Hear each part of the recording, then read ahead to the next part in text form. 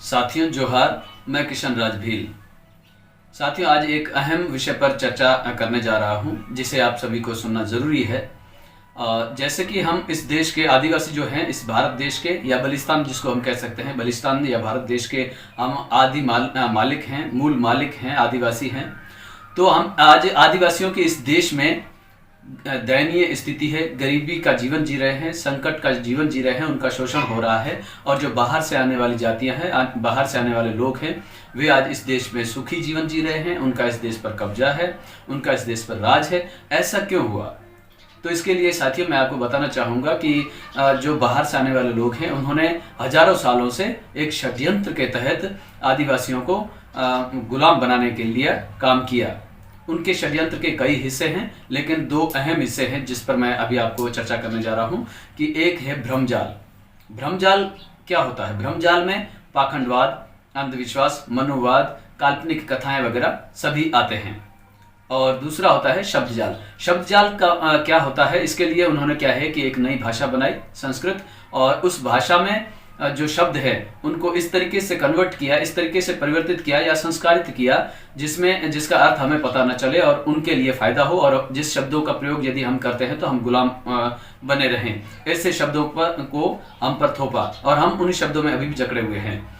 तो ये दो बड़े षड्यंत्र हैं। अभी मैं इन पर आगे खुलासा करने चाह रहा हूँ कि अभी तक हम जो आदिवासी हैं वो एक ही भ्रमजाल, जो इनका षड्यंत्र का एक हिस्सा है भ्रमजाल, उसी को ही समझ पाए हैं। हम भ्रमजाल के जो हिस्से हैं, पाखंडवाद, अंधविश्वास, मनुवाद, काल्पनिक कथाएं, इनसे तो बाहर निकलने का प्रयास कर रहे हैं। अभी तक इनको भी पूरी तरह से पाखंडवाद और अंधविश्वास को नहीं समझ पाए हैं, फिर भी प्रयास कर रहे हैं। उसके लिए हम आंदोलन कर रहे हैं, महासम्मेलन कर रहे हैं, छोटे मोटे कार्यक्रम कर रहे हैं, संगठन बना रहे हैं। लेकिन फिर भी हमें जो लाभ मिलना चाहिए, जो हमारा विकास होना चाहिए, जो हमें एकता आनी चाहिए, वो नहीं आ पा रही है। इसका कारण क्या है? कि इसका कारण यह है कि हम अभी तक शब्दजाल को नहीं समझ पाए हैं। भ्रमजाल से निकलने के बाद शब्दजाल ऊपर है, भ्रमजाल से थोड़ा निकलते हैं तो शब्दजाल में जाकर अटक जाते हैं। तो हमें शब्दजाल से निकलना जरूरी होगा। जब तक हम शब्दजाल से नहीं निकलेंगे तब तक हम भ्रमजाल से चाहे निकल जाए, शब्दजाल से नहीं निकलेंगे तो हम गुलाम ही रहेंगे, हमारा कोई विकास नहीं होगा। तो शब्दजाल पर हमें समझना जरूरी है। तो हमारी जो लड़ाई है, शब्दजाल में मैं कुछ 2-3 शब्दों का अर्थ देना चाहूंगा। हमारी जो लड़ाई है वो अंधविश्वास, पाखंडवाद, मनुवाद के खिलाफ है। और क्योंकि मनु ने एक मनुस्मृति लिख करके हमारे सारे अधिकारों और हमारे आज़ादी को, हमारे अधिकारों को खत्म किया और हमें दयनीय स्थिति में छोड़ा। हम दिन रात मनुवाद के खिलाफ बोलते हैं। मनुवाद को हम गलत भी कहते हैं क्योंकि उन्होंने मनुस्मृति लिख करके ऊंच नीच का भेदभाव उत्पन्न किया। ये हमारा अभी तक का टारगेट रहता है और लोग सभी करते हैं, हमारे आदिवासी। लेकिन इतना करने के बाद भी हम कहते हैं कि हम मनुष्य हैं। अब मनुष्य शब्द क्या है? मनुष्य शब्द का अर्थ होता है मनु के शिष्य। उधर हम एक तरफ कहते हैं कि मनुवाद के हम खिलाफ हैं, मनु सही नहीं थे, उन्होंने एक मनुस्मृति लिखी जिसमें हमको हमारे सारे अधिकार खत्म किए, हमें एक निम्न दर्जे का दर्जा दिया। मतलब पूरा फोकस रहता है हमारा मनुवाद और इससे निकलने का। लेकिन फिर वही वक्तव्य देते हुए उसी मंच पर हम कह देते हैं कि हम मनुष्य हैं, जो ऐसा है ऐसा कहते हैं। तो मनुष्य का मतलब का अर्थ क्या? हम मनु के शिष्य। तो फिर हमारा कहाँ संघर्ष जा रहा है? मूर्खता का प्रदर्शन हम करते हैं ना। यदि हम मनुवाद के खिलाफ है तो हम मनुष्य नहीं है। अब दूसरा आता है जैसे मानव। मानव शब्द क्या है?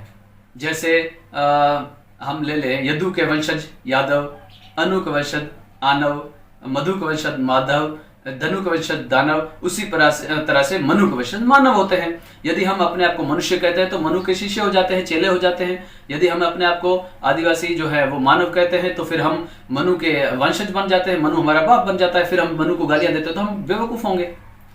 तो साथियों, हमें इन शब्दों से निकलना है। हम न तो आदिवासी, न तो मनुष्य है, न मानव है। आदिवासी जो है वो है धनुष्य है, वो धनुष मानव धनुष्य है। उसको हम धनुष रखने वाले लोग कह सकते हैं, तो धनुष्य कह सकते हैं। या फिर इससे भी अच्छा शब्द हमारे लिए ये है कि हम आदमी हैं। आदिवासी जो है आदि काल के मिनख है या आदि काल के रहने वाले हैं, इसलिए आदिम है, इसलिए आदमी है।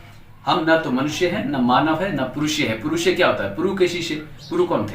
तो इस तरीके से हमें इन शब्दों से निकलना होगा। यदि हम कहते हैं कि हम हिंदू नहीं हैं, हम अलग हैं, हमारा धर्म आदिवासी धर्म है और हम आदिवासी हैं, और फिर हम कहते हैं कि हम मानव है, मनुष्य है, तो फिर मुझे तो नहीं लगता कि हम कोई होशियार है, हम फिर बेवकूफ़ी होंगे।